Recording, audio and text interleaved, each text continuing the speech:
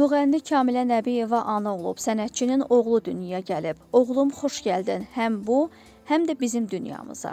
Gəlişinə qurban deyə Kamilə bildirib. Qeyd edək ki, Kamilə ötən il prodüser Pərvin Fətəliyevlə ailə qurub.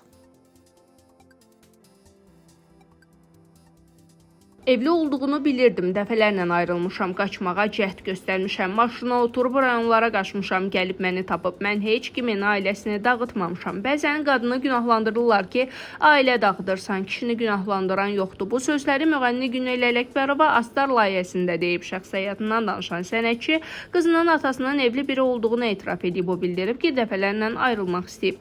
Cəmaatın gedib ailəsinin içinə girmişəm ki, get mənim yerimdir. Kişini də günahlandırmaq lazımdır. Kişi öz evindəkinə hörmət etmir, düşünmürsə, mən niyə düşünüm? Hər şey məndən əvvəl olub, indi kişi hamı ilə normal münasibət saxlaya bilir. Orada qalmır, amma gedib gəlir. Uşaqları böyüdür, artıq o babadır. O tez ailə həyatı qurmuşdu, qohum evliliyi idi və sevgi yox idi. Valideynlər qohum evliliyinə məcbur eləyəndə sonu belədir. İndi mənimlə də dostdur, qızımla. Atasının sevgisi dəhşətdir. Ata sevgisi nədir bilməmişəm, mənə uzaqda, amma həsrətində olmuşam. 13 ilə sevgi qalar, 3 ilə bütün sevgi bitir. Qeyd eləyək ki, Günelin Məryəm adlı bir qız övladı var.